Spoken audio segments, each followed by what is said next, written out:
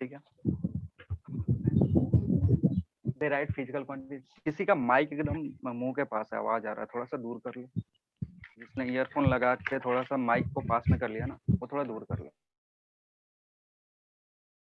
चलो, derived physical quantities क्या होती हैं, किसी को कुछ आइडिया?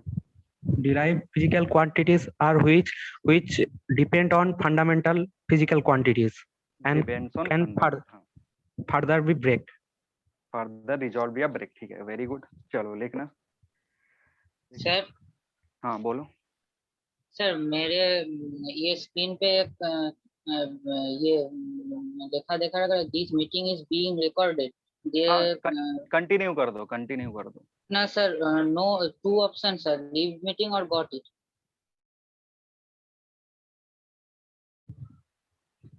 जिसको ओके भी सर। रिकॉर्डिंग वाला वो नोटिफिकेशन गया, वो गॉट इट कर दो। लीव मीटिंग करोगे फिर मीटिंग से बाहर चले जाओ। वो रिकॉर्ड हो रहा है ना, अगर कोई स्टूडेंट क्लास मिस कर गया या फिर तुम्हें कहीं डाउट होगा, तो अगेन दोबारा वीडियो देख करके वहां से डाउट क्लियर कर, इसलिए ये मीटिंग को रिकॉर्डेड रिकॉर्ड। सेशन आप मेल पे भेज दोगे? मेल पे, हाँ, वो आपको ऑफिस से, मतलब सीपी ऑफिस से मेल पे चला जाएगा, या फिर उसका एक प्रॉपर साइट है। जनरली हम लोग उसको यूट्यूब पे अपलोड कर देते हैं, तो आप यूट्यूब पे भी।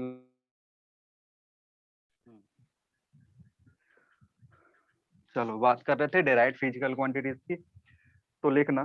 Physical quantities which depends on physical quantities which depends on। बोलने से लिख लोगे ना, कोई है जिसको बोल के नहीं लिख पाता है? ऐसा कोई नहीं है ना, बोर्ड पे लिखना कंपलसरी है। ऐसा कोई नहीं है ना जिसको दिक्कत होता है, स्पेलिंग नहीं आता हो या फिर बोल के लिख नहीं पाता हो। मैं वैसे 2-3 बार रिपीट करूंगा अगर बोलूंगा तो, नहीं तो बोर्ड पे भी लिख दूंगा, उसमें कोई दिक्कत नहीं। लिखना physical quantities which depends on physical quantities which depend on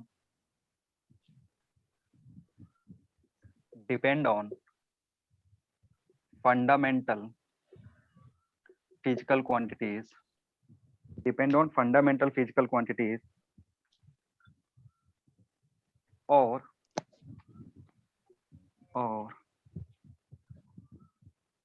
which are derived from fundamental physical quantity, which depend on fundamental physical quantity, या फिर दूसरे वर्ड में कैसे बोल सकते हो, which are derived from fundamental physical quantity are called derived physical quantity।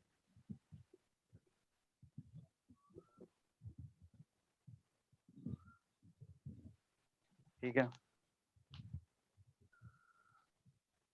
और चूंकि इसको हम डिराइव कहाँ से कर रहे हैं, इसको डिराइव कर रहे हैं फंडामेंटल फिजिकल क्वांटिटीज से। सो इनका आप फर्दर ब्रेक कर सकते हो, फर्दर रिजॉल्व कर सकते हो। जब भी रिजॉल्व करोगे तो आपको दिख जाएगा कि किस किस फंडामेंटल फिजिकल क्वांटिटीज से मिलके बना हुआ है। ठीक है, तो इसमें लिख सकते हो these can be resolved into fundamental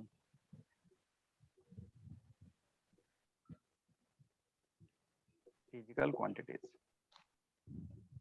कोई भी अगर आपके पास डिराइव्ड फिजिकल क्वांटिटी है, उसको आप रिजॉल्व करके, उसको आप ब्रेक करके कहाँ तक पहुंचा सकते हो, फंडामेंटल फिजिकल क्वांटिटी के फॉर्म में लिख सकते हो।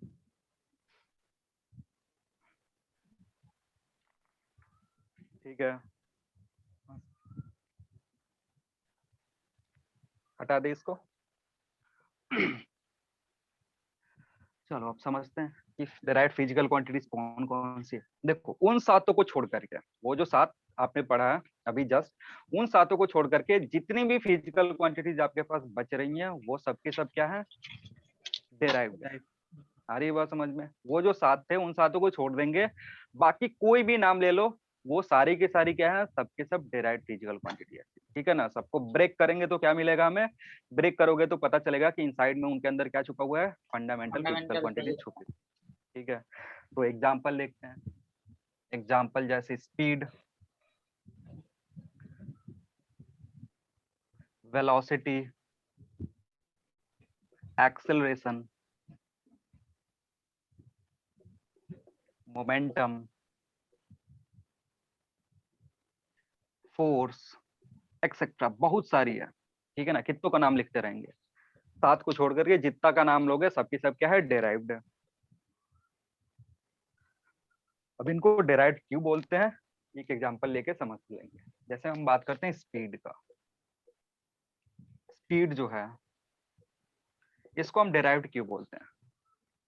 स्पीड का जो डेफिनेशन है वो क्या होता है, स्पीड का डेफिनेशन होता है डिस्टेंस पर यूनिट लेंथ।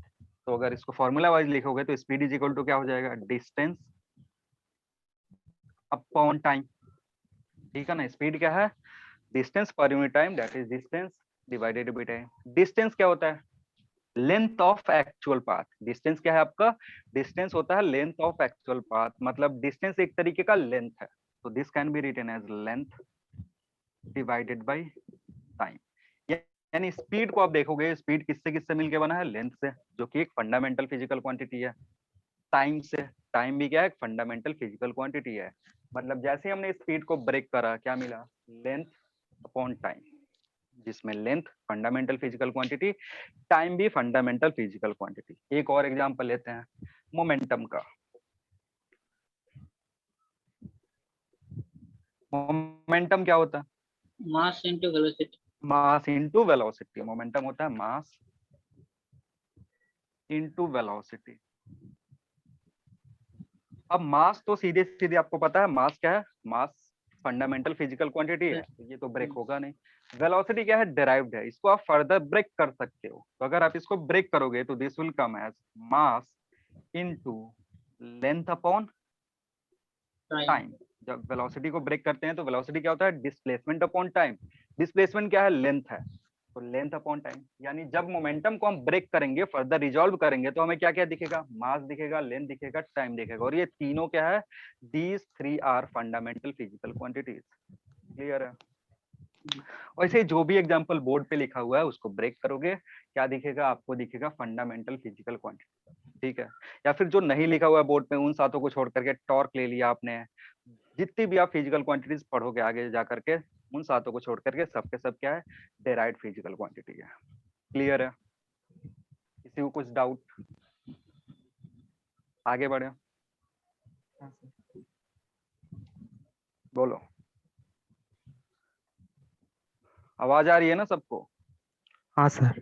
चलो very good.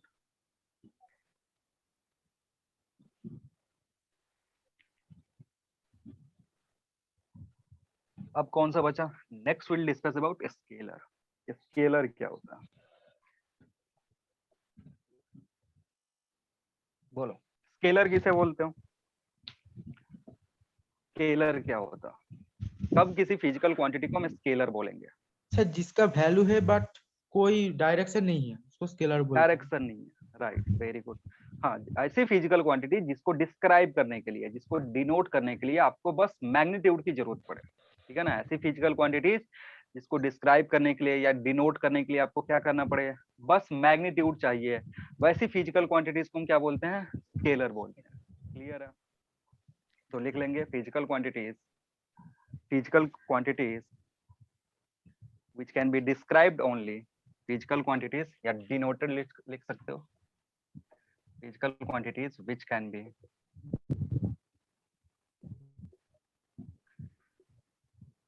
denoted only with magnitude are called scalar।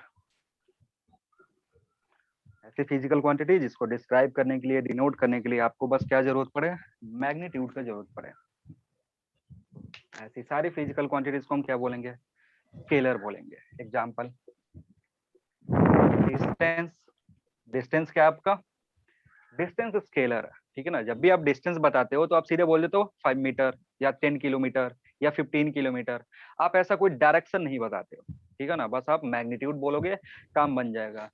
वैसी फिजिकल क्वांटिटी क्या है, वैसी फिजिकल क्वांटिटी को स्केलर बोलते हैं। डिस्टेंस या फिर स्पीड या फिर मास, टाइम, ये सारी फिजिकल क्वांटिटीज क्या है, स्केलर है। इनको डिनोट करने के लिए आपको बस मैग्नीट्यूड की जरूरत पड़ेगा। जैसे आप मास बताते हो, ठीक है ना, मास बोलोगे 10 केजी 20 केजी, कोई डायरेक्शन नहीं बताओगे, ऊपर की नीचे लेफ्ट या राइट, ऐसा बताने की जरूरत नहीं होता। सिमिलरली टाइम, टाइम भी क्या है, टाइम स्केलर है, ठीक है ना, डायरेक्शन नहीं बताते हो कि आगे जा रहा है पीछे जा रहा है इधर ऊपर नीचे, ये सारी चीजें जरूरत नहीं होती है। तो ये सारी जो फिजिकल क्वांटिटीज जिनका बस मैग्नीट्यूड चाहिए रिप्रेजेंट करने के लिए, उनको हम क्या बोलते हैं, स्केलर बोलते हैं। ठीक है, अब बात करते हैं वेक्टर का, कि वेक्टर क्या होता है, बोलो वेक्टर किसे बोलो। physical Magnitude or quantities direction. which have magnitude and or which maintains the rule of vector. Very good, ठीक है ना, ये थोड़ा सा ऐड करना जरूरी है, क्योंकि ऐसी कुछ हमारे पास फिजिकल क्वांटिटीज है जिसका हम डायरेक्शन भी बताते हैं, लेकिन फिर भी वो फिजिकल क्वांटिटी वेक्टर नहीं होता है। जैसे करंट हो like गया, current. प्रेशर हो गया, ये सारी फिजिकल क्वांटिटी डायरेक्शन आप बताओगे भी कि ये जो भी तुम्हारा सर्किट है उसमें left to right current flow हो रहा है, लेकिन फिर भी वो उसको हम क्या मानते हैं, उसको हम स्केलर कंसीडर करके चलते हैं। डायरेक्शन उसका बताने के बाद भी वो वेक्टर नहीं होता है, क्योंकि वो वेक्टर लॉ फॉलो नहीं करता है, वेक्टर अलजेब्रा फॉलो नहीं करता है। ठीक है, तो हमारे पास ध्यान में क्या रखना है कि ऐसी फिजिकल क्वांटिटीज जिसके पास मैग्नीट्यूड हो, डायरेक्शन हो, साथ साथ वो वेक्टर अलजेब्रा को फॉलो करे। ठीक है ना, ये इंपॉर्टेंट चीज है। अगर वेक्टर जा करके उसको अगर नहीं फॉलो कर रहा है, डायरेक्शन होने के बावजूद भी उसको क्या बोलेंगे, स्केलर ही बोलेंगे। जैसे करंट हो गया, प्रेशर हो गया, ये सारी चीजें क्या है, प्रेशर को बताते भी हैं कि प्रेशर डाउनवर्ड डायरेक्शन में लग रहा है, ऑन द वॉल लग रहा है, परपेंडिकुलर टू द वॉल, लेकिन फिर भी उसको हम एज ए वेक्टर ट्रीट नहीं करते। क्लियर है? तो लिखेंगे physical quantities which have magnitude, physical quantities which have magnitude as well as direction and follow magnitude as well as direction and follow vector algebra।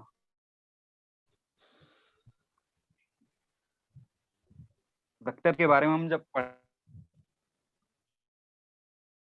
Explain करेंगे कि vector algebra से related जो जो चीजें हैं वो बताएंगे। ठीक है, and for vector algebra are called vectors.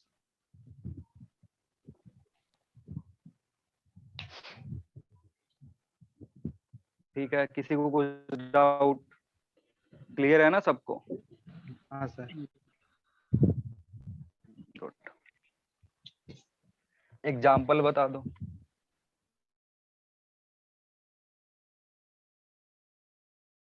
सबसे पहला तो रखना चाहोगे तो डिस्प्लेसमेंट क्या है? डिस्प्लेसमेंट वेक्टर क्वांटिटी है। ठीक है ना, मतलब जब भी आप डिस्प्लेसमेंट बताओगे आप मैग्नीट्यूड बताओगे, डायरेक्शन भी बताओगे। जैसे 5 मीटर इन नॉर्थ, 5 मीटर इन नॉर्थ आपने बोल दिया है, तो इसका मतलब क्या है, वो डिस्टेंस नहीं है, दैट इज डिस्प्लेसमेंट। या 5 मीटर इन अपवर्ड डायरेक्शन, जैसे ही आप डायरेक्शन बताते हो that direction will represent the vector quantity. ठीक है ना, डायरेक्शन बताएंगे, मैग्नीट्यूड भी बताएंगे, दोनों बताओगे तब वो जाकर के कंप्लीट इंफॉर्मेशन होगा वेक्टर का। ठीक है, तो डिस्प्लेसमेंट, वेलोसिटी भी जब हम डिनोट करते हैं तो हम बताते हैं 5 मीटर इन साउथ डायरेक्शन, 5 मीटर पर सेकेंड इन साउथ डायरेक्शन, या 10 किलोमीटर पर आवर इन नॉर्थ डायरेक्शन, ऐसा बताना होता है। तो वेलोसिटी हो गया, एक्सेलरेशन, फोर्स, मोमेंटम एक्सेट्रा, ये सारी क्या, displacement, velocity, acceleration, force, momentum, ये सारी चीजें वेक्टर क्वांटिटी है। क्योंकि आप इसको बस मैग्नीट्यूड से डिनोट करोगे तो वो आधा अधूरा नॉलेज होगा। मतलब आप मैग्नीट्यूड से रिप्रेजेंट कर रहे हो तो आधा इंफॉर्मेशन है। डायरेक्शन भी जरूरी है किसी भी वेक्टर क्वांटिटी को रिप्रेजेंट करने के लिए, डिनोट करने के लिए या डिस्क्राइब करने के लिए। ठीक है, चलो, तो ये जो हमारे ऊपर के दो टाइप थे, ऊपर के दो बेसिस थे, इसमें हमने डायरेक्शनल प्रॉपर्टी और डिपेंडेंसी पे डिवाइड किया था फिजिकल क्वांटिटीज को। वहां से 4 टाइप आए थे, उसको हमने डिस्कस कर लिया। जो लास्ट के 2 टाइप बच रहे हैं, डायमेंशनल और डायमेंशनलेस, वो जब हम डायमेंशन में जाएंगे वहां पे पढ़ेंगे कि किस क्वांटिटीज को हम डायमेंशनलेस बोलेंगे या किसको डायमेंशनल बोलेंगे। क्लियर है? अब समझते हैं।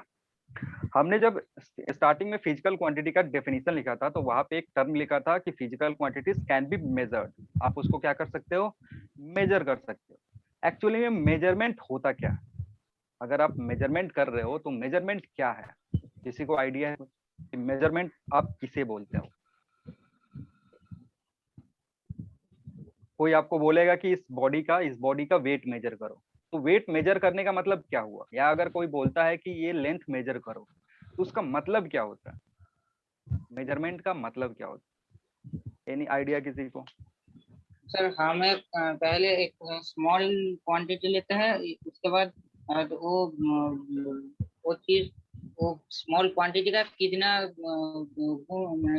कितना गुण होता है वो बोलता है, उसे मेजर करते हैं। मेजरमेंट बोलते हैं। चलिए मैं एक्सप्लेन करता हूँ थोड़ा सा।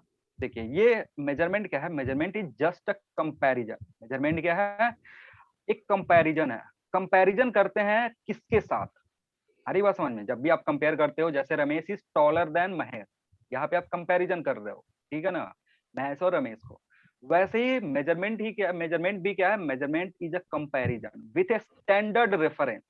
ठीक है ना? क्या करते हैं? एक स्टैंडर्ड रेफरेंस लेते हैं और उस रेफरेंस के रिस्पेक्ट में हम क्या करते हैं? कंपैरिजन करते हैं। ठीक है ना? रेफरेंस वो क्या हो सकता है? कुछ भी हो सकता है। ठीक है ना?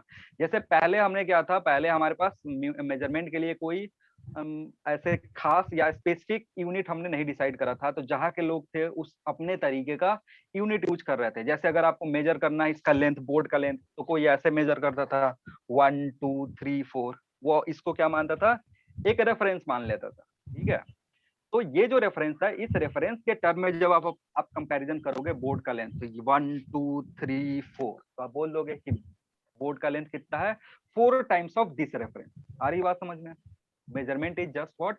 Measurement is just a comparison of A given physical quantity with a given reference. Clear है? आ रही बात समझ में? हाँ सर। तो लिख लीजिएगा मेजरमेंट। नेक्स्ट हेडिंग है हमारा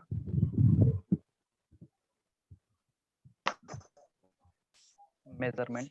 लिखिएगा, it is a comparison, it is a comparison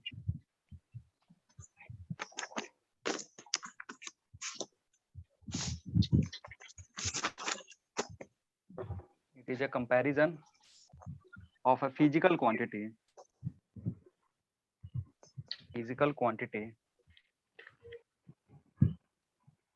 with respect to a given reference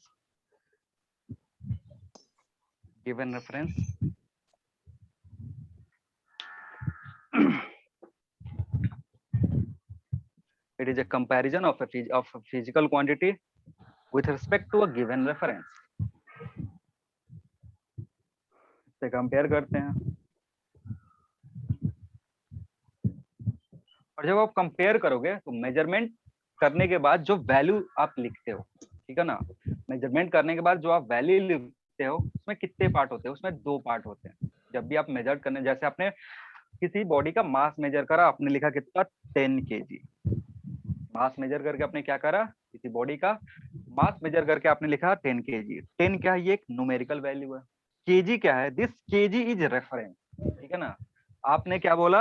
आपने 10 kg लिखा है। 10 लिखने का मतलब है कि दिस इज अ नंबर, और ये kg क्या है? kg इज रेफरेंस, जिसके रेस्पेक्ट में आप गिवन मास को मेजर कर रहे हो, and this is called unit. इसको क्या बोलते हैं? यूनिट बोलते हैं। मास का यूनिट क्या है? केजी है। इसी केजी के रेस्पेक्ट में आप कंपैरिजन करते हो।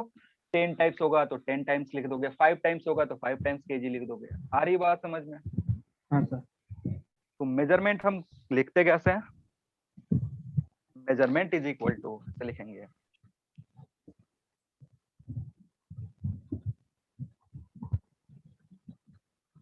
Measurement is equal to numerical value या मैग्नीट्यूड इनटू यूनिट। जब भी आप मेजरमेंट करोगे जब भी आप मेजरमेंट करोगे तो आप कैसे लिखोगे, आप लिखो magnitude into unit.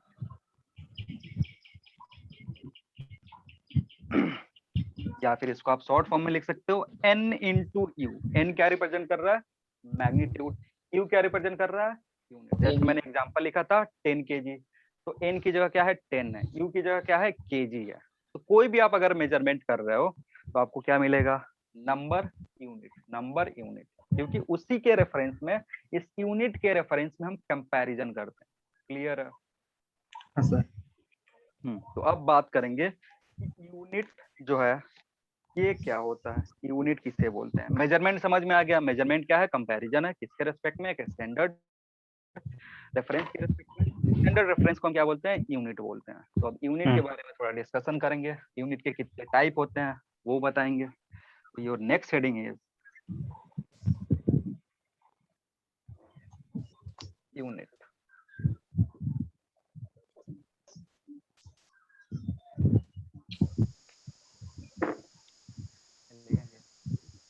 A standard reference with respect to which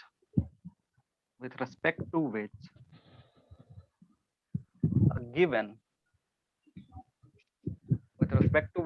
given physical quantity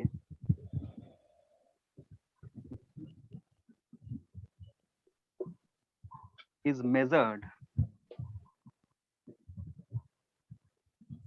is called unit।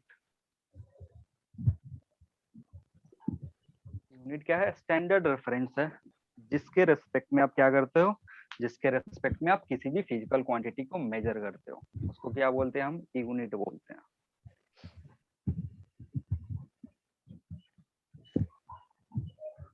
हो गया। अब बात करेंगे हमारे पास कितने टाइप्स की यूनिट है उसके बारे में। फर्स्ट, पहले हेडिंग लिखेंगे, ये इसको हटा देना। हाँ sir. Our next heading is type of units. First type is fundamental units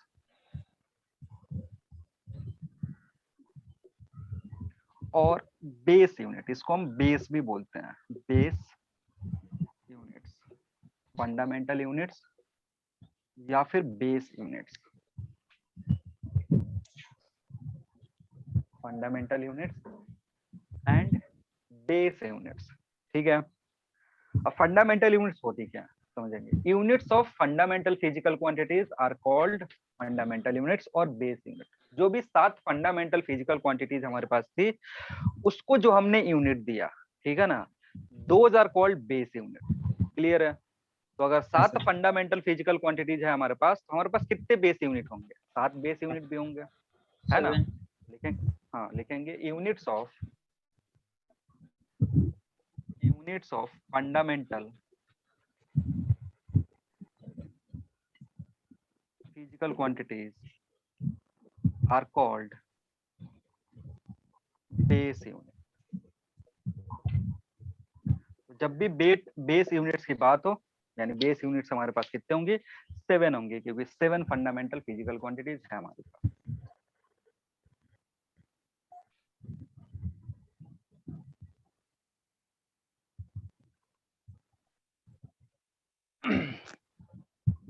समझते हैं कौन कौन सा।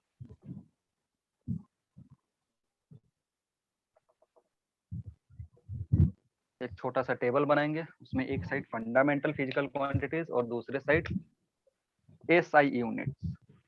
एसआई यूनिट्स क्या होती है ये हम पढ़ेंगे आगे थोड़ा सा, जब सिस्टम ऑफ यूनिट्स हम पढ़ने जाएंगे वहां पे पढ़ेंगे इस एसआई का क्या मतलब है। ठीक है ना, अलग अलग सिस्टम्स है, उस सिस्टम में यूनिट एक जो आता है उसको एसआई यूनिट बोलते हैं। ठीक है ना, अलग अलग डिवीजन किया गया, उसमें से एक यूनिट का सिस्टम एसआई सिस्टम कहलाता है, वो हम डिस्कस करेंगे आगे। अब बस ऐसे लिखोगे एसआई यूनिट। पहला जो फंडामेंटल फिजिकल क्वांटिटी हमने लिखा था दैट वाज लेंथ। ठीक है, एक और थोड़ा सा कॉलम ऐड कर सकते हो सिंबल के लिए, क्या सिंबल हम यूज करते हैं। लेंथ का एसआई यूनिट क्या है, मीटर। मीटर है, ठीक है। सिंबल इसका क्या होता है, स्मॉल एम। मीटर का सिंबल क्या रखते हैं हम, स्मॉल एम रखते हैं। नंबर टू क्या है, मास। मास का SI यूनिट क्या है, kilogram, KG. Kilogram. Short form में सिंबल क्या होता है, केजी यूज करते हैं। Third one was time. Time का SI यूनिट क्या होता है, सेकंड। सेकंड। सेकंड होता है। और इसको रिप्रेजेंट करते हैं स्मॉल एस से। Fourth one is electric current.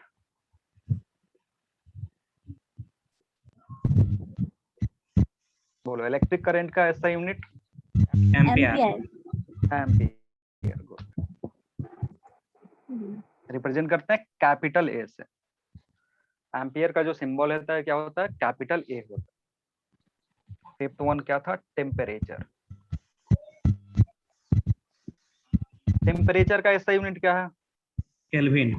Kelvin है, ठीक है ना। सेल्सियस या फिर फ़ारेनहाइट नहीं है, क्या है, केल्विन है। और केल्विन को रिप्रेजेंट करते हैं कैपिटल के से।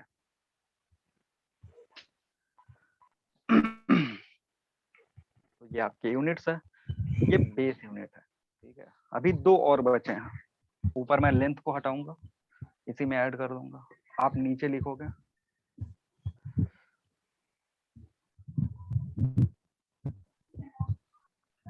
Sixth one is what, luminous intensity।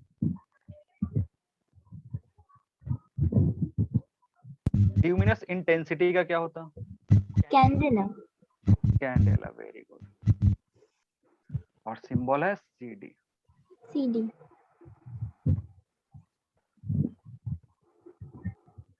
Final one is 7, that is amount of substance।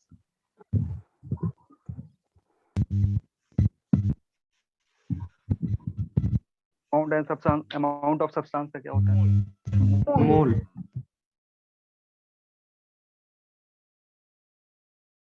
Modern physics में तो वहां पे अमाउंट ऑफ सब्सटेंस कुछ होते हैं जहां पे हम मोल में यूज करते हैं, मोल। और इसका शॉर्ट फॉर्म जो होता है वो MOL होता है, यूनिट MOLE। इसका short form generally MOL use करते हैं। तो ये जो सातों इधर आया था, सातों क्या है तुम्हारा, सातों बेस यूनिट्स है, ठीक है। अब ये जो भी बेस यूनिट है, इसी के रेफरेंस में क्या होगा, हम बाकी सारी चीजें मेजर करेंगे। क्योंकि ये जो सात है ना, ये जो सात अगर हमने एक्सप्लेन कर दिया, ये डिफाइन कर दिया, तो बाकी दुनिया में कोई भी फिजिकल क्वांटिटी है उसका हम यूनिट जनरेट कर सकते हैं। क्यों, क्योंकि बाकी सारी क्या होंगी, डेराइव्ड होंगी। और डेराइव्ड आती कहाँ से है, डेराइव्ड आती है फंडामेंटल से। तो अगर एक बार आपने फंडामेंटल के लिए बाकी की फिजिकल क्वांटिटी जो होंगी उसका आपको क्या मिल जाएगा, यूनिट मिल जाएगा। आ रही बात समझ में, मतलब ये सात डिफाइन करना हमारे लिए बहुत ही जरूरी था। ये सातों का एक बार हमने इन सातों के लिए डिफाइन क्या हो गई, डिफाइन हो गए। तो इसको क्या बोलते हैं, बेस यूनिट्स बोलते हैं। क्योंकि सारी की सारी जो आगे हम पढ़ेंगे फिजिकल क्वांटिटीज के यूनिट्स, वो सब इधर से आएंगे, ठीक है। साथ ही साथ ये जो फिजिकल क्वांटिटीज है इनका कुछ प्रॉपर्टीज होता है, ठीक है। तो लिखेंगे next heading is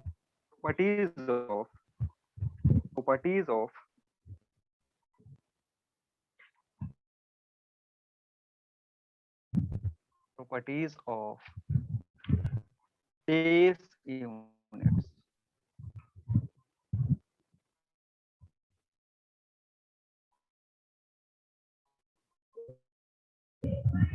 Properties of base units। पहला लिखेंगे, पहला property, it is well defined and has suitable size। ये होना चाहिए कि अगर हम बोल रहे हैं 1 मीटर, मीटर का मतलब 1 केजी का मतलब क्या है। अगर बोल रहे हैं 1 सेकंड, तो 1 सेकंड का प्रॉपर डेफिनेशन हमें मिलना चाहिए, ठीक है। तो साथ ही साथ ये वेल डिफाइंड है। साइज भी इसका क्या है, साइज भी सूटेबल होना चाहिए, ठीक है ना। जैसे अगर आप टाइम की बात करो, टाइम आवर में भी मेजर कर सकते हैं, मिनट में भी मेजर कर सकते हैं, सेकंड में भी मेजर कर सकते हैं, लेकिन हमने सेकंड ही क्यों लिया, क्योंकि उस वो जो साइज है वो सूटेबल साइज है, ठीक है ना। ऐसा नहीं है कि सर हम आर क्यों नहीं ले रहे हैं या मिनट क्यों नहीं ले रहे हैं ऐसा यूनिट के फॉर्म में, वो इसलिए नहीं ले रहे हैं क्योंकि 1 सेकेंड जो है उस वो जो साइज है वो प्रो या फिर 1 सेकेंड का जो डेफिनेशन है वो ज्यादा प्रॉपर आता है एज रिस्पेक्ट टू मिनट और आवर, ठीक है। तो ये सबसे पहला प्रॉपर्टी है। पहला तो क्या होना चाहिए, डेफिनेशन उसका प्रॉपर होना चाहिए, ठीक। और डेफिनेशन जैसे आप अगर बात करो कि 1 मीटर किसको बोलते हैं, तो 1 मीटर का डेफिनेशन जो है वो है डिस्टेंस ट्रेवल्ड बाय लाइट। याद करने का जरूरत नहीं है, ठीक है, एक बार बस रीड करके आप छोड़ सकते हो इसको। ये आपसे एग्जाम में नहीं पूछता कि डिफाइंड 1 kg इज व्हाट या डिफाइंड 1 सेकेंड इज व्हाट, ऐसा नहीं पूछेगा आपसे। बस आप एक बार क्या करोगे, रीड कर लोगे, एनसीईआरटी बुक में प्रॉपर्ली दिया हुआ है सबका डेफिनेशन, रीड करोगे, रटने का जरूरत नहीं है उसको, ठीक है। जैसे मैं आपको एक एग्जांपल दे रहा हूँ किसका, मैं आपको एग्जांपल दे रहा हूँ लेंथ का। लेंथ अगर 1 मीटर बोला जाए तो 1 मीटर का मतलब क्या होता है, 1 metre is distance travelled by light in 1/3 into 10⁻8 second. सारी बात समझ में। 1 मीटर हम किसको बोलते हैं, 1 मीटर वो लेंथ है जिसमें लाइट 1/3 इंटू 10⁻8 सेकेंड में डिस्टेंस जो ट्रेवल करेगा। क्लियर है। तो वही मैं सेम चीज बोल रहा हूँ, उसको रटने की जरूरत नहीं है कि 1 मीटर 1 kg 1 सेकेंड क्या है, एक बार पढ़ के बस छोड़ दो, दिमाग में हल्का सा थोड़ा आइडिया रहेगा, ठीक है ना। प्रॉपर डेफिनेशन रटने की जरूरत नहीं है। वैसे ही 1 kg क्या होता है, 1 kg एक रेफरेंस है जो हमने रखा हुआ है, कहा जो भी हमारा इसका ब्यूरो है या जो हेड ब्रांच है जो यूनिट एंड मेजरमेंट से रिलेटेड चीजें देखती है, वहां पे एक सिलेंडर रखा हुआ है, वो जो सिलेंडर है वो एज ए रेफरेंस यूज करते हैं फॉर 1 kg। क्लियर है। वैसे ही एक डेफिनेशन है 1 सेकेंड का भी, बाकी जितने भी साथ है सबका, रटने का जरूरत नहीं है, बार बार बोल। सेकेंड प्रॉपर्टी इज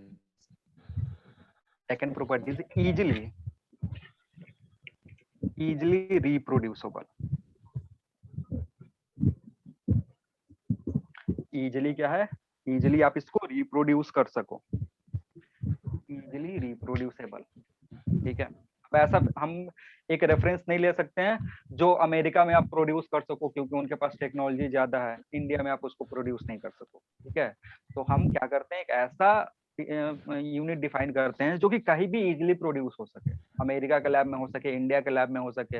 जैसे अगर चाहते हो आप 1 kg का रेफरेंस लेना, तो 1 kg का रेफरेंस यहाँ भी आराम से प्रोड्यूस हो सके, वहां भी हो सके। अगर लेंथ का चाहिए तो लेंथ हम यहाँ भी मेजर कर सके डिवाइस यूज करके कि लाइट कितना डिस्टेंस कवर करा on that given interval of time, या फिर अमेरिका में अगर उसके पास डिवाइस है तो वो भी इजीली मेजर कर सकते। आधी बात समझ में। हाँ सर। और थर्ड वन है it should be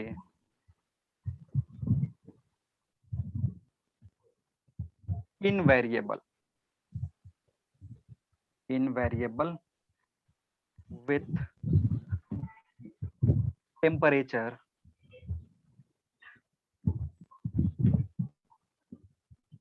and pressure। जो भी यूनिट हम डिफाइन कर रहे हैं वो टेम्परेचर और प्रेशर पे डिपेंड नहीं करना चाहिए, ठीक है। अगर टेम्परेचर प्रेशर पे डिपेंड करेगा तो वो लोकेशन पे वेरी करने लगेगा, अलग अलग लोकेशन पे उसकी वैल्यू क्या होगी, अलग अलग होगी, जिसके चलते अलग अलग लोग जो मेजर करेंगे वैल्यू वो क्या होगा, सेम नहीं होगा। जैसे अगर टेम्परेचर की बात करो आप इंडिया में, टेम्परेचर की बात करो यूरोपियन कंट्री में, तो डिफरेंस होता है बहुत ही ज्यादा। अगर कोई चीज आप ऐसा ले लो यूनिट जो यहाँ पे वेरी करे, फिर वहां पे जाके मेजर करो तो टेम्परेचर के रिस्पेक्ट में वेरी कर जाए, फिर जो भी मेजरमेंट आप लोगे वो क्या होगा, आप बोलोगे जैसे 5 मीटर वो बोलेंगे 3 मीटर, तो गलत हो जाएगा। हमें कुछ ऐसा यूनिट लेना है, कुछ ऐसा रेफरेंस लेना है जो कि इनवेरिएबल का मतलब होता है इंडिपेंडेंट, या डिपेंड नहीं कर रहा हो या चेंज नहीं हो रहा हो, किस पे, टेम्परेचर पे, प्रेशर पे। क्लियर है। तो ये 3 प्रॉपर्टीज है, 3 प्रॉपर्टीज याद रखेंगे।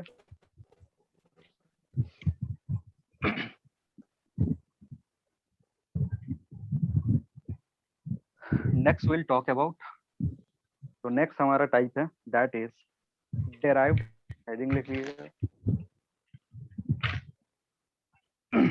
derived units।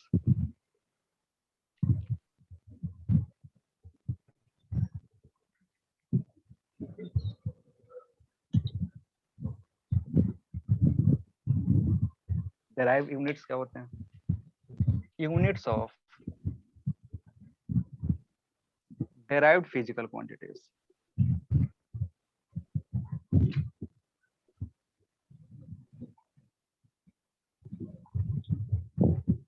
Units of derived physical quantities are derived units.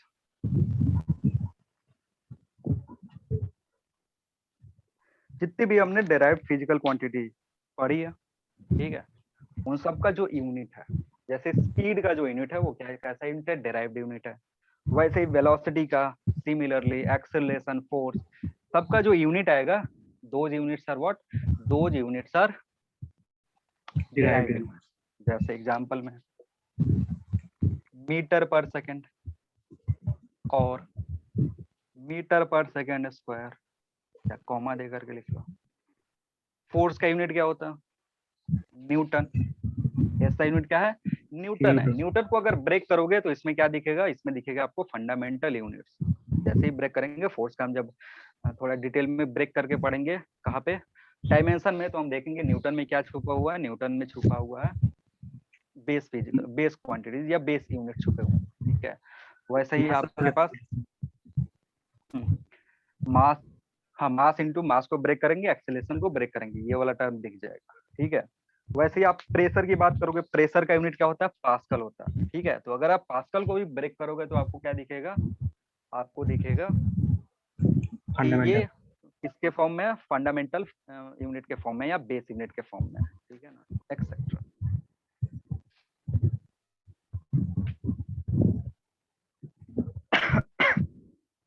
ठीक है। अब देखिए, हमें जरूरत पड़ा कुछ ऐसी चीजों का, दो ऐसी चीजों का जिसको आप बेस के फॉर्म में नहीं लिख सकते हो, समझेंगे? देखिए, नोट में इसको लिखेंगे,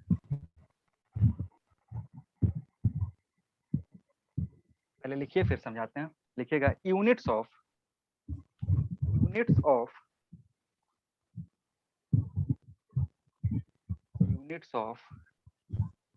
plane angle and solid angle.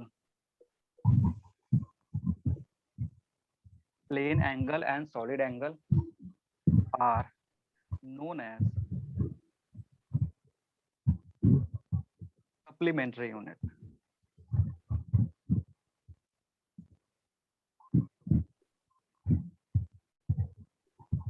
Units of plane angle and solid angle are known as supplementary units.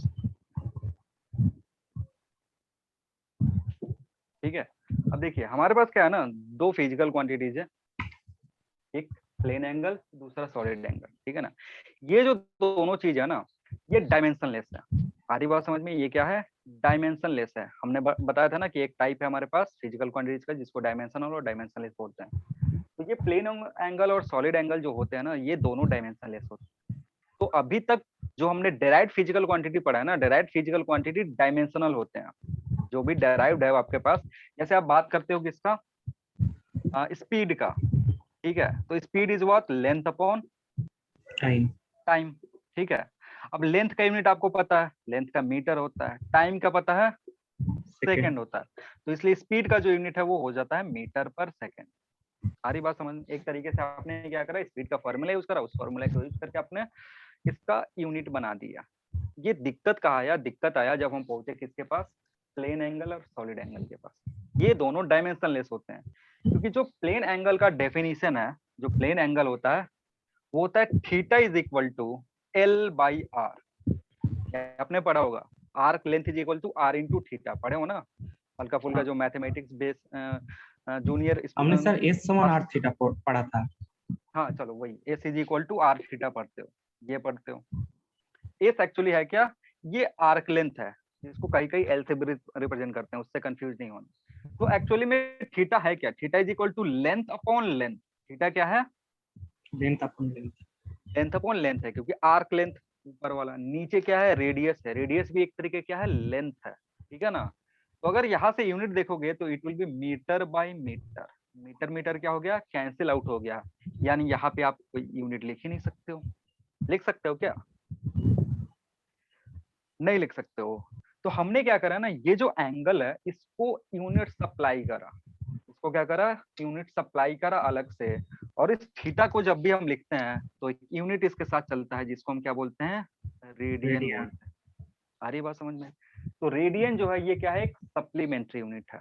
Radian क्या है आपका, रेडियन सप्लीमेंट्री यूनिट है। सिमिलरली जब सॉलिड एंगल की बात करते हैं तो सॉलिड एंगल को रिप्रेजेंट करते हैं ओमेगा से। Solid angle is area upon R square. Solid angle क्या होता है, एरिया अपॉन आर स्क्वायर। जैसे ये था ना सरकमफरेंस, जो आपका जो लेंथ है, आर्क लेंथ है, दैट अपॉन रेडियस, वैसे ही सॉलिड एंगल का जो डेफिनेशन होता है वो होता है एरिया अपॉन आर स्क्वायर। अब देखो एरिया का जो यूनिट है वो क्या आएगा, मीटर स्क्वायर। Metre square. नीचे क्या है आपका, मीटर स्क्वायर। आर स्क्वायर है, तो नीचे भी metre square. Again metre square cancel, तो आपको यहाँ फिर से कोई यूनिट नहीं बचा। तो हमने फिर से क्या करा, रेडियन। यूनिट है इसको सप्लाई करा and that unit is called steradian. और steradian is what, steradian is supplementary unit.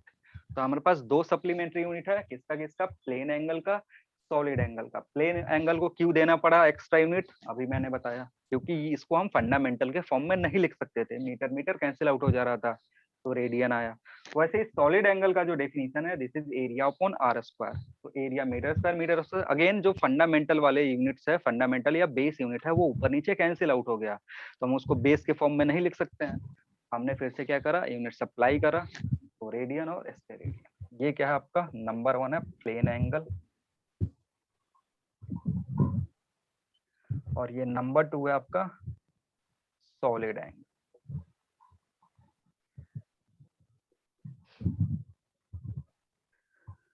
तो रेडियन और स्टेरेडियन, स्टेरेडियन क्या है, सप्लीमेंट्री यूनिट है, ना तो ये बेस है ना तो डेराइव। क्लियर है, किसी को कुछ डाउट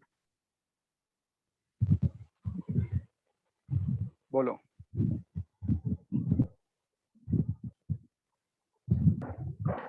सर बोलो। सर वो प्लेन एंगल और सॉलिड एंगल को अगर यूनिट होता ही नहीं तो प्रॉब्लम होता क्या कुछ, वैसे भी तो मतलब पोजीशन से मतलब π/3 π/4 ऐसे ही दिखाया जाता है हमको। नहीं जरूरी नहीं है ना π/3 π/4 ही दिखाते हैं, कई कई ऐसे लिख दिया 3.14, ठीक है। हाँ फिर जैसे रेडियन। ये जो चीजें है ना, ये बहुत ही ज्यादा फ्रीक्वेंटली यूज होती हैं, ठीक है ना। ऐसी बहुत सारी, देखो ऐसी बहुत सारी नॉन डायमेंशनल फिजिकल क्वांटिटीज है। इसकी तरफ से थोड़ा अल्लाह आ रहा है, म्यूट कर लेगा 1 मिनट के लिए। हाँ, मैं क्या बोल रहा था कि ऐसी बहुत सारी फिजिकल क्वांटिटी है जो डायमेंशनलेस होती हैं, उसको हमने यूनिट नहीं दिया, ठीक है ना। अब होता क्या है ना कि ये जो प्लेन एंगल है और सॉलिड एंगल है, इनका यूज बहुत ज्यादा फ्रीक्वेंटली होता है फिजिक्स में। प्लेन एंगल क्या होता है और सॉलिड एंगल फिजिक्स में बहुत ज्यादा यूज होता है, फ्रीक्वेंटली यूज होता है फिजिक्स में, ठीक है ना। अभी आपके लेवल पे प्लेन एंगल दिखेगा, सॉलिड एंगल नहीं दिखता, बहुत कम दिखता है, 100 में एक आध सवाल ऐसा दिखेगा सॉलिड का, लेकिन प्लेन एंगल अब इस लेवल पे बहुत ज्यादा दिखता है, ठीक है ना। तो जो चीजें फ्रीक्वेंटली यूज होती है ना, उसको हम क्या करते हैं, उसको थोड़ा अलग थलग करने की कोशिश करते हैं, ताकि उसको हम क्या कर सके, डायरेक्टली थोड़ा सा डिफरेंशिएट करके लिख सकें, ठीक है ना। आपको ऐसे लिख दिया कि बार बार ऐसे नहीं बोलेगा ना कि plane angle plane angle plane angle, ठीक है। सवाल में आपने देखा होगा कि हर बार प्लेन एंगल नहीं लिखता है, सीधे लिखता है angle, the angle is π/2 radian, ऐसे लिख देगा, समथिंग ठीक है। रेडियन। हाँ, समथिंग रेडियन आपको लिख दिया, तो आप समझ जाओगे ना कि वो किसकी बात कर रहा है, प्लेन एंगल की बात कर रहा है। क्लियर है। हाँ सर हाँ। यूज पे भी बहुत सारी चीजें डिपेंड करती है, जिस चीजें का बहुत ज्यादा यूज होता है उसको हम क्या करते हैं, थोड़ा सा प्रायोरिटी देते हैं, और उस प्रायोरिटी के बेसिस पे हमने इसको यूनिट क्या करा, सप्लाई करा। आ रही बात मुझे? हाँ ठीक। जैसे आप देख लो, अभी मैं एक एग्जांपल बता देता हूँ आपका। आपने नाम सुना होगा रिफ्रैक्टिव इंडेक्स का, जिसको हम शॉर्ट फॉर्म में RI लिख रहे हैं। रिफ्रैक्टिव इंडेक्स का नाम सुना है? हाँ सर। रिफ्रैक्टिव इंडेक्स जो है, रिफ्रैक्टिव इंडेक्स क्या होता है, ये एक, आपकी तरफ से हल्ला हो रहा है बहुत ज्यादा। सर बोलो बोलो, रिफ्रैक्टिव इंडेक्स क्या किसी होता से है? सर आवाज आ रहा है। हाँ, वो बंद हो गया। रिफ्रैक्टिव इंडेक्स पढ़ेंगे जब हम ऑप्टिक्स में जाएंगे, तो रिफ्रैक्टिव इंडेक्स जो है ना, ये भी एक डायमेंशनलेस फिजिकल क्वांटिटी है, इसका कोई डायमेंशन नहीं होता है, ठीक है, क्योंकि ऊपर नीचे वैल्यू कट जाता है। ठीक है, होता है c/v, जहाँ speed of light in vacuum और speed of light in a given medium. तो ऊपर भी मीटर पर सेकंड, नीचे भी metre per second, cancel out हो गया, तो बचा क्या? सर कुछ नहीं। सर हाँ बोलो। एक बार हाँ बोलो, फिर से कंटिन्यू करोगे? ये आ रहा कंटिन्यू। है। हाँ हाँ आरआई की बात कर रहे हैं। आरआई जो है ना, आरआई क्या है? एक नॉन डायमेंशनल फिजिकल क्वांटिटी है, क्योंकि इसका डेफिनेशन क्या होता है? c/v, speed of light in vacuum divided by speed of light in a given medium. अब यूनिट देखोगे ऊपर नीचे कैंसिल आउट हो गया, ठीक है। तो आरआई को हमने एक्स्ट्रा यूनिट सप्लाई नहीं करा है, क्योंकि इसका यूज बस ऑप्टिक्स में ही होता है। आरआई के यूज का होता है ओनली ऑप्टिक्स में ही होता है, ये बहुत ही कम यूज होता है। इसको अलग से कोई यूनिट सप्लाई नहीं किया है, बस उनको क्वेश्चन में लिख देगा आरआई इज इक्वल टू 1.3, बस सवाल में इतना ही बता देगा, देखना कोई यूनिट रिप्रेजेंट नहीं करेगा, ठीक है। तो जिसको जरूरत नहीं पड़ता है उतना जरूर, उतना वो इम्पोर्टेंट नहीं है, उसको नहीं दिया गया। ये दोनों जो है ये बहुत ही जरूरी है, इसलिए हमने इसको यूनिट सप्लाई करा। ये डायमेंशनलेस है फिर भी। क्लियर है? आगे बढ़े। नोट में एक और चीज लिख लो।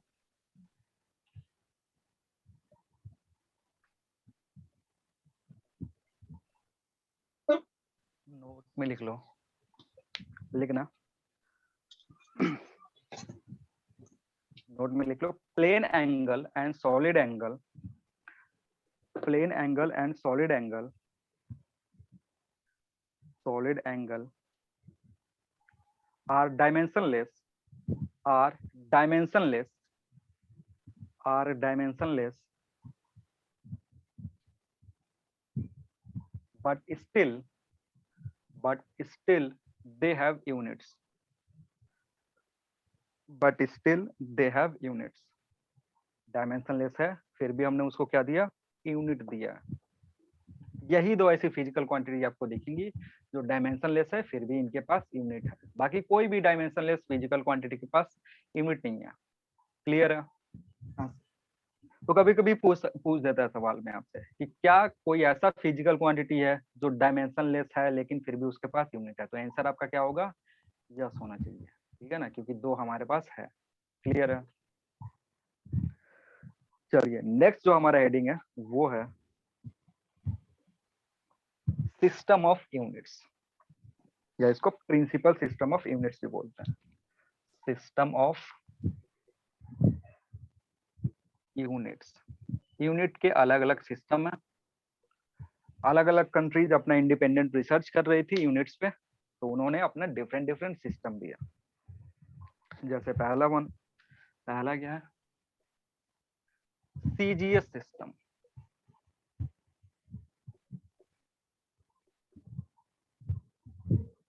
सीजीएस सिस्टम, ये जो सिस्टम है ये फ्रांस ने डेवलप करा था। ये सिस्टम किसने डेवलप करा था? फ्रांस ने डेवलप करा था, ठीक है। अब ये सीजीएस का मतलब क्या होता है? सीजीएस में सी रिप्रेजेंट सेंटीमीटर, जी रिप्रेजेंट ग्राम और एस रिप्रेजेंट सेकंड। तो बेसिकली ये कर क्या रहा है ना, बेसिकली ये सीजीएस दिखा रहा है आपको किसका किसका यूनिट? लेंथ का, मास का, टाइम का, ठीक है। मतलब अगर इस यूनिट में अगर आप मेजरमेंट करोगे, इस सिस्टम में आप मेजरमेंट करोगे, तो आपको लेंथ को किस फॉर्म में लिखना होगा? सेंटीमीटर फॉर्म में। मास को किस में लिखना होगा? ग्राम में। टाइम को किस में लिखना होगा? सेकंड में, ठीक है। जैसे ही आपको बोल दे कि राइट इन सीजीएस, तो सीजीएस में लिखने का मतलब है कि आप यही तीनों चीज यूज करोगे, सेंटीमीटर, ग्राम और सेकंड। क्लियर है? तो लिखना इन this system, in this system length is measured, in this system length is measured in centimeter, in this system length is measured in centimeter, comma mass is measured in gram, mass is measured in gram, and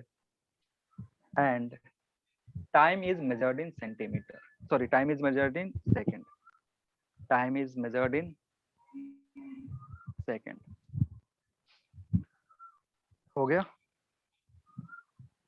ठीक है। अब दूसरा, number 2 is FPS unit. FPS system.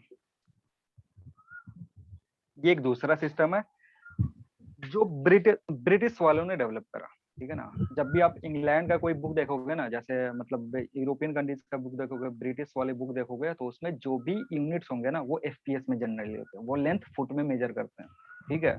जो pound मास है second. वो pound में major करते हैं, और सेकंड टाइम को सेकंड में मेजर करते हैं, ठीक है। मतलब आपका जो भी इंग्लिश बुक, अगर आपने गलती से इंग्लिश पब्लिकेशन का बुक देख लिया, जो मतलब वहां पे छपे हुए हैं, तो उनका जो यूनिट होगा वो किस में होगा, FPS में होगा। क्लियर है। तो ये किसने डेवलप किया है, ये ब्रिटिश वालों ने डेवलप करा। और इस सिस्टम में क्या होता है, लिख लो, in this system length is measured in foot, length is measured in foot,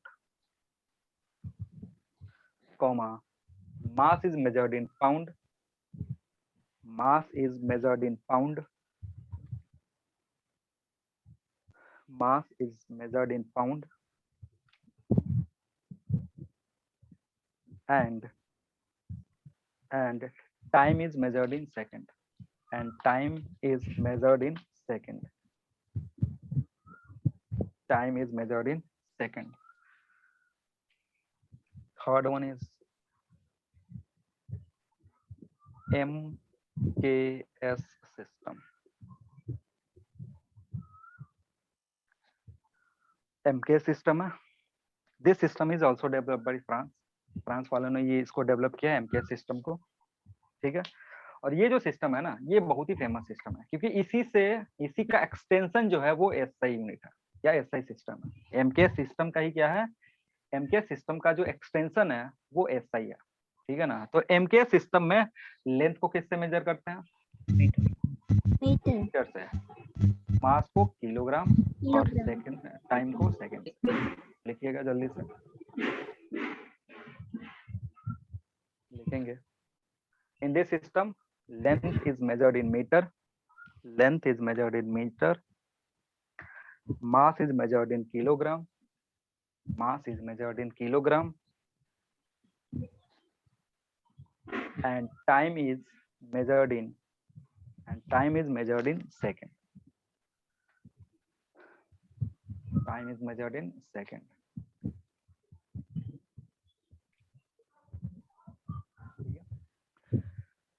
अब जो है final, this is very important, that is SI system.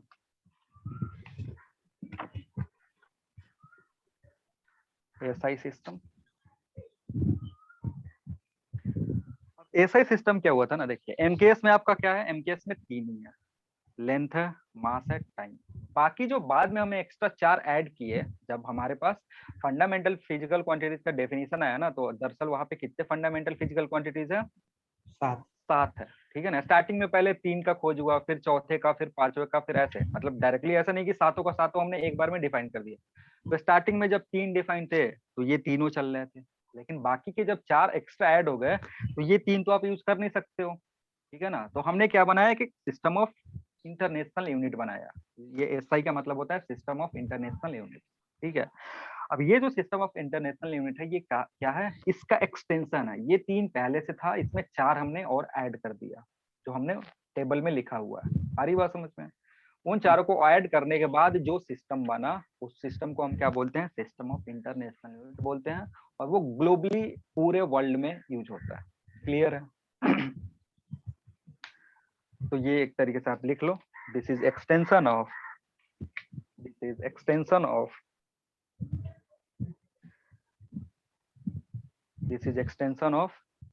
MKS system, extension of MKS system, in which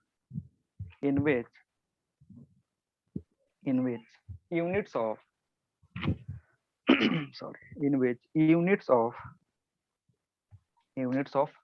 other four fundamental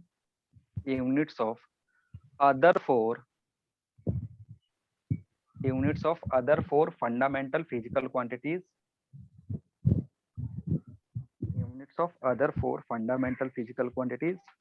were added.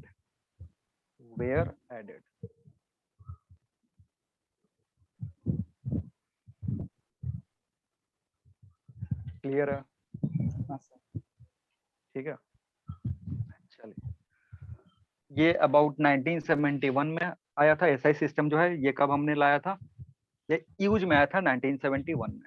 ठीक है, और ये अब आपका globally accepted है, सारी कंट्री इसी को फॉलो करती हैं। ठीक है ना, जैसे अगर आप इंटरनेशनल डील कर रहे हो तो उसमें जो भी मेजरमेंट होगा वो किस सिस्टम में होगा, एसआई सिस्टम में। क्लियर है?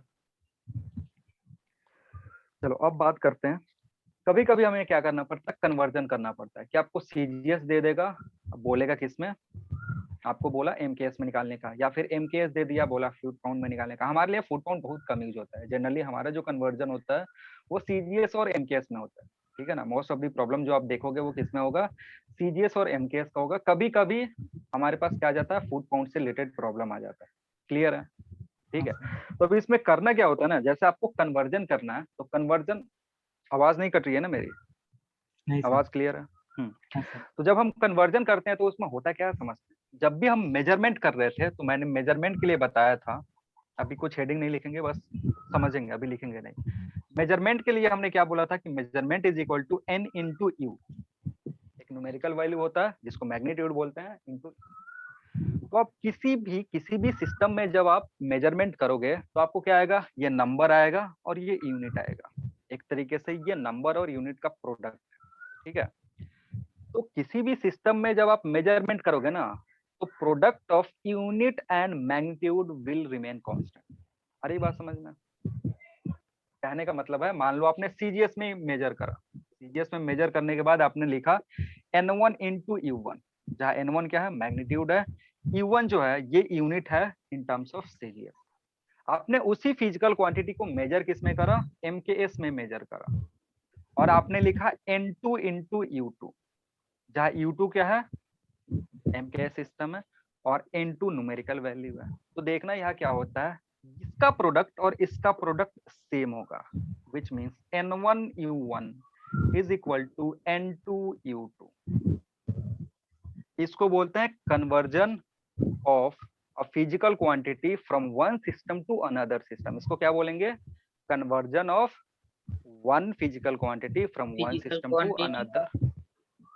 टू अदर ठीक है ना, तो जब भी आपको कन्वर्जन करना होगा तो आप क्या ध्यान में रखोगे, आपने कन्वर्जन किया, n1 इंटू u1 लिखा, सिमिलरली एमकेएस में आपने n2 इंटू u2 लिखा।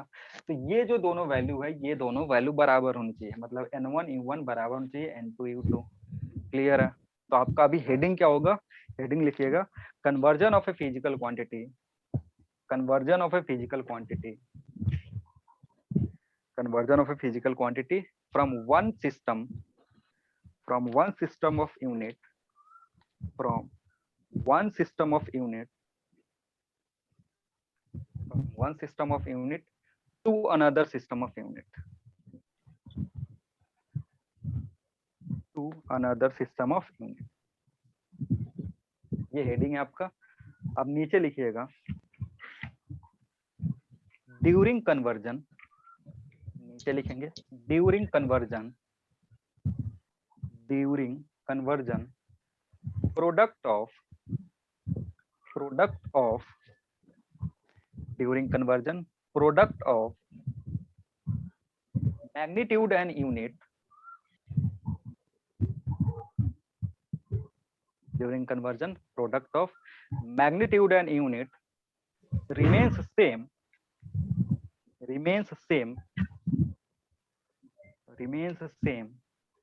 in any system, remains same in any system,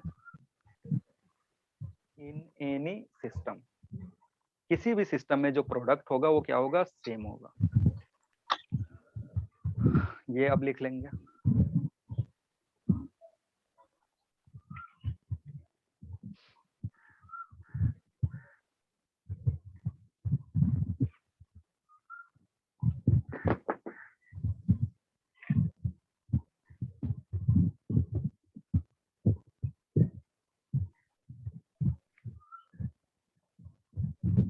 का या तो ईयरफोन खराब है या तो फिर बगल में फैन चल रहा, क्योंकि बहुत ज्यादा वो साउंड आ रहा है।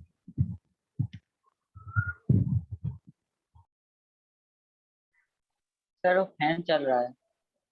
फैन चल रहा है तो थोड़ा जो माइक है ना उसको कपड़े से ढक दो। जो भी ईयरफोन का माइक है वो कपड़े से ढक दोगे तो वो आवाज नहीं आएगा।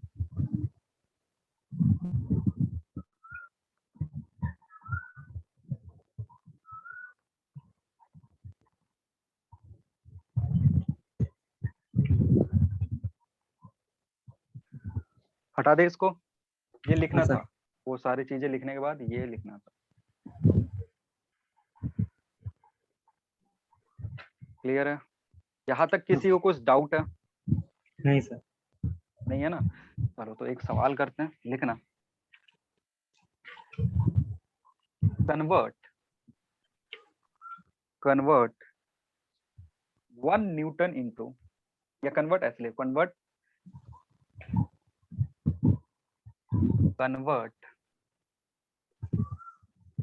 क्लियर वैसे लिखो, convert 1 newton into CGS system. Convert 1 newton into CGS system. 10 to the power 5 died। 10 raise to power 5 dyne. Clear है? आसान सा चीज है, ये याद होना चाहिए सबको। ठीक है ना? बहुत ही फ्रीक्वेंटली यूज होता है। कभी कभी क्या करता है, सवाल में हमें दे देता है डाइन में, आंसर न्यूटन में पूछता है, और नहीं तो कभी कभी क्या करेगा, न्यूटन में दे देगा और डाइन में सवाल पूछे, मतलब वाइस वर्सा कर सकता है।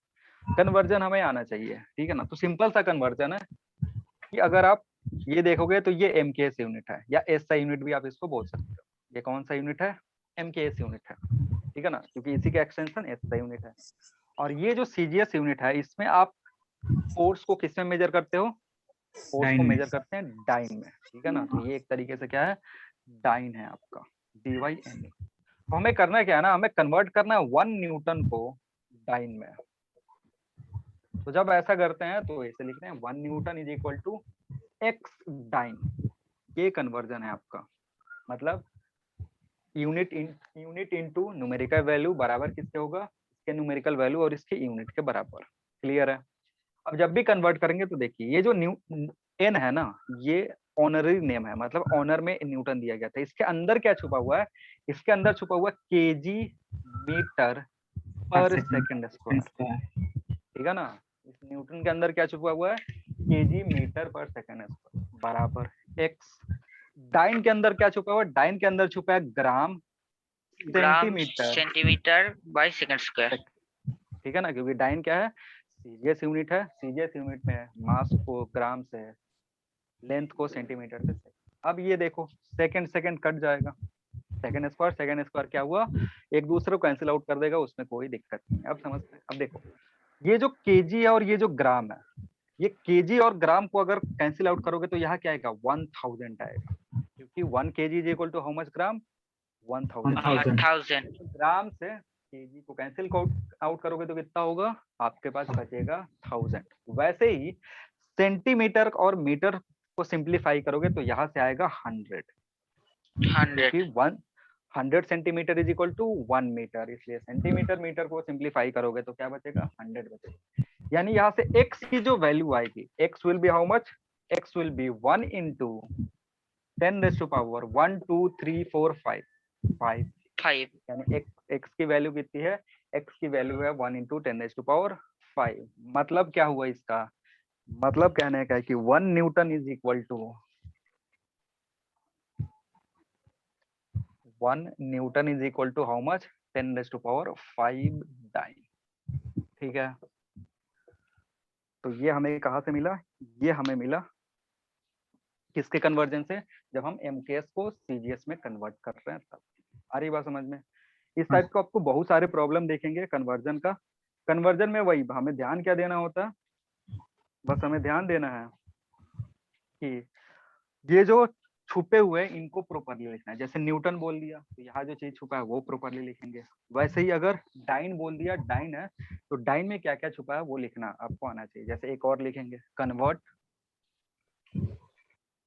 नेक्स्ट प्रॉब्लम है कन्वर्ट। सर हाँ बोलो। सर आवाज आ रहा है? हाँ हाँ आ रहा है, बोलो। ना नहीं सर, वो जो फैन का आवाज आ रहा था वो नहीं फैन का नहीं आ रहा, वो Top. कपड़े से ढक दोगे नहीं आएगा, ढक दिए हो कपड़े से। चलो नेक्स्ट है हमारे पास कन्वर्ट, ये भी क्वेश्चन है। 1 जूल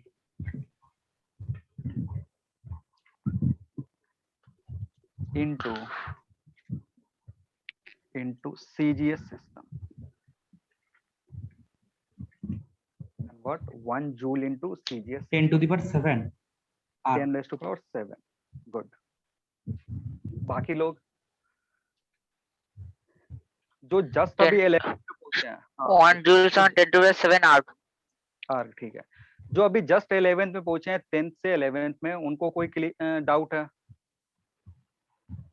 जल्दी से माइक खोल के नहीं सर। बोल दो एक बार।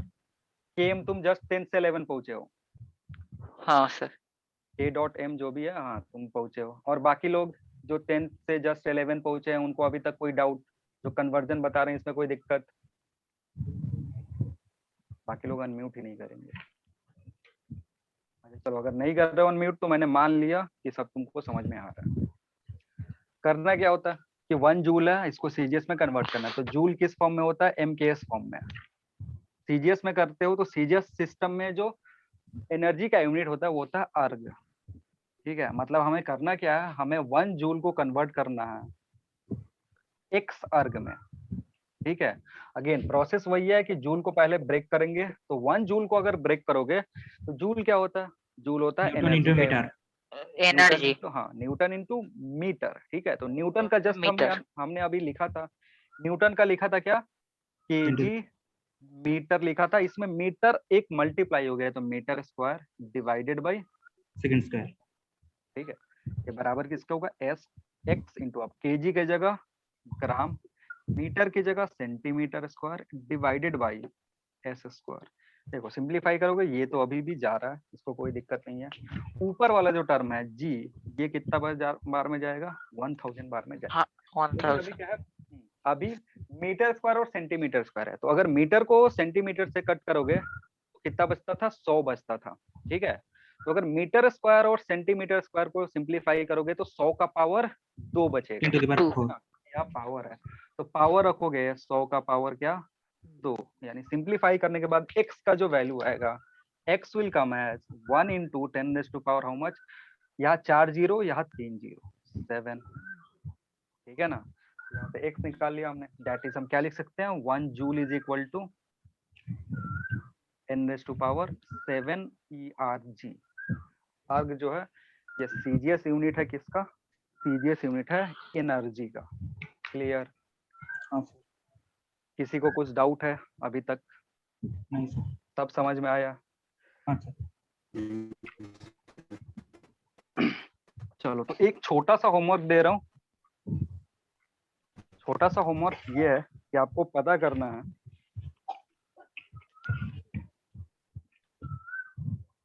जिसको पता है ठीक है, जिसको नहीं पता है वो कल पता कर, नेक्स्ट क्लास में पता करके लाएगा कि 1 kg is equal to how much pound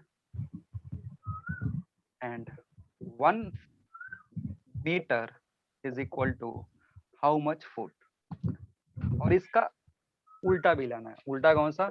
मतलब 1 pound is equal to how much kg, या फिर 1 foot is equal to how much metre. समझ में आ रहा है क्या बोल रहा हूँ? हाँ, ये आपका होमवर्क है। यूज बहुत ही कम होता है, परेशान होने की जरूरत नहीं है। बस एक बार ध्यान रखेंगे कि अगर 1 kg दिया हुआ है तो उसको पाउंड में कन्वर्ट करना आना चाहिए, 1 मीटर दिया हुआ है तो फुट में कन्वर्ट आना चाहिए, पाउंड दिया है तो उसको केजी में, या फिर फुट दिया है तो उसको मीटर। ये आपका होमवर्क है, छोटा सा होमवर्क है।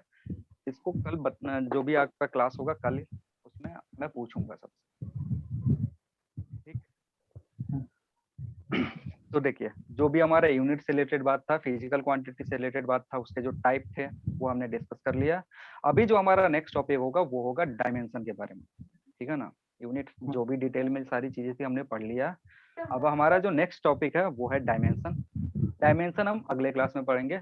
अभी जो भी आपका डाउट होगा है जो हमने पढ़ा है आज की क्लास में, वो आप मेरे से पूछ सकते हो। कोई ऐसा पोर्शन जो आपको नहीं समझ में आया?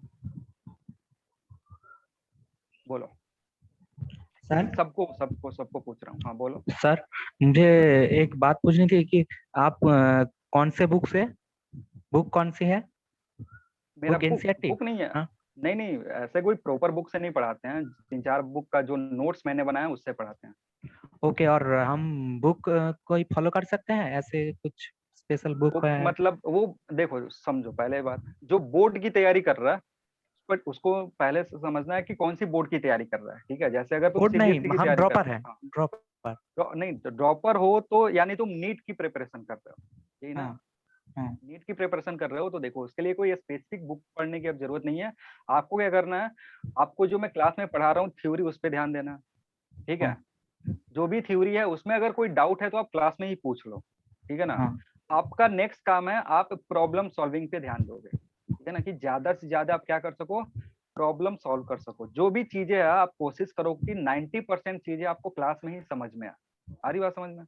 हाँ 90% क्या कोशिश करोगे आप, क्लास में समझ में आए। और क्लास करने के बाद आपका काम क्या है, नोट्स का रिवीजन करना। जैसे ही मतलब आप क्लास, तीनों जो सब्जेक्ट होगा, तीनों सब्जेक्ट का क्लास खत्म हो गया, खा पी के आराम करके थोड़ा सा पढ़ने बैठोगे तो आप क्या पढ़ोगे, सबसे पहले तीनों क्लास का जो नोट्स है उसको रिवाइज करोगे।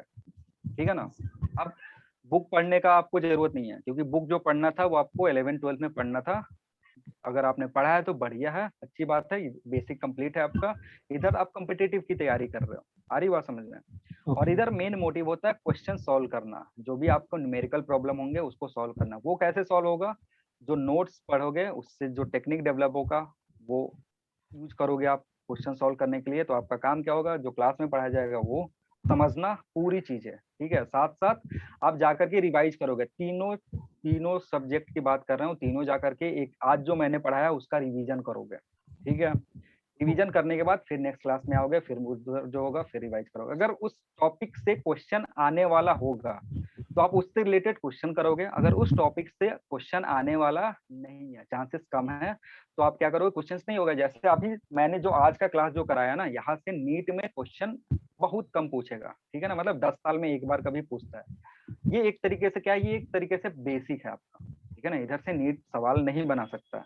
अरे बात समझ में? आपको क्या करना है, बस इसको दिमाग में रखना है कि अगर रिकॉल करा जाए कि वेक्टर क्वांटिटीज किसको बोलती हैं, उसको आप सवाल में आपसे बोल दिया जाए कि कितना, आपको बताना है फोर्स का वैल्यू। फोर्स का वैल्यू पूछने का मतलब है वो आपसे क्या पूछ रहा है, direction as well as magnitude दोनों पूछ रहा है। ठीक है ना, जैसे अगर सवाल में होता है क्या ना, बच्चों से पूछता है व्हाट इज फोर्स, तो बच्चे डायरेक्टली वैल्यू निकाल करके लिख देते हैं, जो कि गलत हो जाता है। अगर वो मैग्नीट्यूड ऑफ फोर्स पूछ रहा है तब आपको सीधे वैल्यू बताना है। अगर वो बस फोर्स पूछ रहा है, इसका मतलब वो फोर्स का पूरा इंफॉर्मेशन पूछ रहा है, डायरेक्शन और मैग्नीट्यूड दोनों। क्लियर है? तो ये आज का जो क्लास है एक तरीके से क्या है, बेसिक चीज है। तो करना क्या आपको, वही जो मैंने बताया, बुक कोई फॉलो करने की जरूरत नहीं है, आप नोट्स पढ़ो। ठीक है ना, बुक पढ़ने का टाइम चला गया। आपने ड्रॉप क्यों करा है, नीट की तैयारी करने के लिए, है ना? ओके। तो ओके। आपका जो मेन मोटिव होना चाहिए वो किससे होना चाहिए, क्वेश्चन प्रैक्टिस पे। जितना ज्यादा क्वेश्चन प्रैक्टिस करोगे उतना ज्यादा फायदा होगा। क्लियर है? हाँ सर। अब थ्योरी में टाइम वेस्ट करने की जरूरत नहीं है सर कुछ। बोलो। सर मैं ड्रॉपर ही हूँ लेकिन जेई का प्रिपरेशन कर रहा हूँ, तो ये लेक्चर्स मैं गुड, भी कोई देख ना, सकता हूँ ना? एकदम एकदम। ये जो मैं पढ़ा रहा हूँ ना, ये ऐसा कोई हाँ। डिवाइडेड नहीं है कि मैं जेई के लिए पढ़ा रहा हूँ या नीट के लिए पढ़ा रहा हूँ। ये जो है कंबाइंड सिलेबस है, मतलब नीट और जेई दोनों का जो कंबाइंड सिलेबस है वो मैं पढ़ा रहा हूँ आपको। ठीक है, हाँ। उससे परेशान होने की जरूरत नहीं है। जो क्वेश्चन भी मैं करवाऊंगा वो जेई लेवल और नीट लेवल दोनों होंगे। जैसे मैं अगर 4 क्वेश्चन करवा रहा हूँ तो उसमें 2 जेई लेवल और 2 आपका नीट लेवल होगा। क्लियर है? ठीक है सर। हाँ। तो इस टॉपिक से जो जो प्रॉब्लम हो सकते थे वो मैंने आपको करवाया। नेक्स्ट जो हमारा टॉपिक्स आने वाला होगा, हर टॉपिक के लिए मैं कुछ ना कुछ क्वेश्चन करवाऊंगा। अगर क्वेश्चन नहीं करवा रहा हूँ इसका मतलब ये है कि उस टॉपिक से कोई प्रॉपर क्वेश्चन नहीं बनेगा, ना तो जेई और नीट के लिए। और कुछ? नहीं सर, ठीक है। और बोर्ड वाले जो बच्चे हैं, बोर्ड वाले बच्चे बुक पढ़ेंगे, ऐसा नहीं है कि वो मेरे नोट्स पे ही ध्यान दे रहे हैं। जो भी बोर्ड में अभी मतलब 12th का एग्जाम नहीं दिया है, उसका काम क्या है, वो अपना रेफरेंस बुक फॉलो करेगा। जैसे कोई सीबीएसई का बच्चा है तो उसको क्या फॉलो करना है, एनसीईआरटी प्रॉपर फॉलो करना है, एनसीईआरटी नहीं छोड़ना। ठीक है, ये बोर्ड वालों के लिए है। बोर्ड वालों के लिए एनसीईआरटी बहुत ही जरूरी है, भले वो फिजिक्स हो, केमिस्ट्री हो, मैथ हो या फिर बायोलॉजी हो। एनसीईआरटी आपको साथ साथ रीड करना है, मतलब टीचर का नोट्स साथ में बुक जो आपका रेफरेंस बुक है, और उसमें जो भी प्रॉब्लम होंगे सब्जेक्टिव ऑब्जेक्टिव सब आपको करना है। उसमें जो भी डाउट होगा वो नेक्स्ट क्लास में मेरे से पूछोगे। क्लियर? या फिर ग्रुप अगर बनेगा आपका व्हाट्सएप ग्रुप, आप उसमें डाल सकते हो। बोलो और कुछ? ठीक है, सबको क्लियर है? ये सब प्लान फॉलो करना है और इसी के साथ आगे बढ़ना है। चलो फिर मिलते हैं नेक्स्ट क्लास में। Thank you everyone.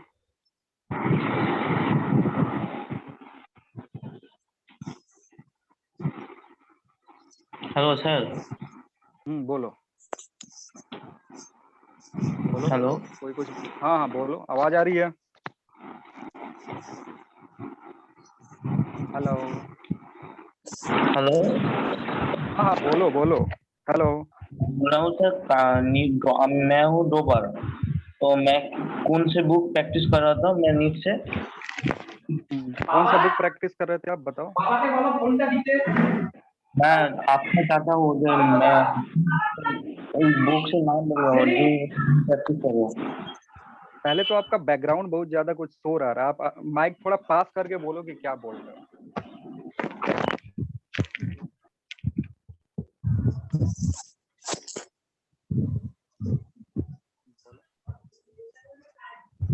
बाकी लोग जिसको डाउट नहीं है वो लीव कर सकता है, क्योंकि नेक्स्ट क्लास शुरू होने वाला है। वो लीव करके नेक्स्ट क्लास अटेंड कर सकता है। जिसको डाउट है अभी वो पूछ सकता है। हाँ बोलो, क्या पूछ रहे थे? सर मैं बोल रहा हूँ आप एक बुक बता दो जो मैं प्रैक्टिस कर रहा हूँ मैंने नीट के तैयारी के लिए। अच्छा ठीक है ठीक।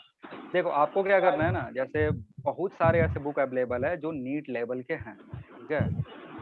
उसमें बस क्वेश्चन होता है, कोई थ्योरी नहीं होगा उसमें, बस क्वेश्चन होगा प्रैक्टिस करने के लिए। आप नेट पे सर्च मारोगे बहुत सारे बुक मिलेंगे, मैं ग्रुप में भी कुछ बुक रिकमेंड कर दूंगा। और जैसे ही आपके क्लासेस प्रॉपर शुरू हो जाएंगे ना, जैसे ऑफलाइन क्लासेस शुरू हो जाएगा या फिर आपका जो जैसे बात हुआ है मैनेजमेंट से, सीपी मैनेजमेंट से, तो आपको मॉड्यूल मिलना शुरू होता है। सीपी का मॉड्यूल मिलता है जिसमें क्वेश्चन होते हैं बहुत सारे, ठीक है ना। क्योंकि आप अपना एक बुक देगा, बुक प्रोवाइड करता है जिसको हम मॉड्यूल बोलते हैं। उसमें क्या होता है, क्वेश्चन होता है, हल्की फुल्की थ्योरीज भी होती हैं। तो उसमें जैसे एक जो चैप्टर है ना, एक चैप्टर में आपको 300-400 क्वेश्चन देखने को मिलेगा। सबको आपको करना होता है, एक्सरसाइज वाइज बटा हुआ है, लेवल वाइज बटा हुआ है, प्रीवियस ईयर क्वेश्चन भी उसमें होते हैं। तो वो जब प्रॉपर टाइम आएगा आपको प्रोवाइड किया जाएगा सीपी मॉड्यूल। जब तक आपको सीपी मॉड्यूल नहीं मिल रहा है, कोई भी आप बुक यूज कर सकते हो जिसमें प्रॉब्लम हो मिनिमम 100 के आसपास, ठीक है। जैसे कोई एमटीजी पब्लिकेशन उठा लिया, या जैसे बंगाल बोर्ड के जो बच्चे होते हैं वो छाया पब्लिकेशन के बुक पढ़ते हैं, ठीक है ना। तो एमटीजी ले सकते हो, छाया ले सकते हो, आप अरिहंत ले सकते हो। बस क्वेश्चन जिसमें हो वही वाले, ठीक है ना, जिसमें बस आपको लिखा हुआ हो प्रॉब्लम वाले बुक। आपको थ्योरी पढ़ने का जरूरत नहीं है अब अलग से। क्लियर है? ठीक है। और ऐसा होगा कि ग्रुप में अगर आप बोलोगे तो मैं 3-4 नाम डाल दूंगा, वो मैं देख कर कि कौन सा नीट के लिए सूटेबल है, कौन सा जेई के लिए सूटेबल है, ठीक है। कुछ कुछ मैंने बता दिया, जैसे अरिहंत ले सकते हो आप, और अरिहंत के साथ या फिर एमटीजी ले सकते हो। नहीं तो फिर आपका क्या है, मॉड्यूल आपको मिलेगा ही। क्लियर है? दिनेश कैसा है? दिनेश भी सही है, ठीक है। देखो क्वेश्चन प्रैक्टिस करना है ना, क्वेश्चन प्रैक्टिस करना है, कोई भी प्रैक्टिस बुक आप ले सकते हो, ठीक है। ठीक है। थ्योरी आपके लिए अभी उस बुक से मत पढ़ना, कोई भी बुक लेना उसमें से थ्योरी नहीं पढ़ना है, क्योंकि थ्योरी पढ़ोगे टाइम वेस्ट होगा। अब आपको क्या हो, आपको थ्योरी नहीं पढ़ना है, क्वेश्चन ज्यादा प्रैक्टिस करना है, क्योंकि अभी आपका टारगेट नीट है, ना कि आपको क्या करना है सब्जेक्टिव प्रॉब्लम में सॉल्व करना है नहीं, क्योंकि आप बोर्ड दे चुके हो। क्लियर है ना। ऑब्जेक्टिव प्रॉब्लम करने की कोशिश करेंगे, टाइम मैनेजमेंट का कोशिश अभी से स्टार्ट कर देंगे, ठीक है। और कुछ?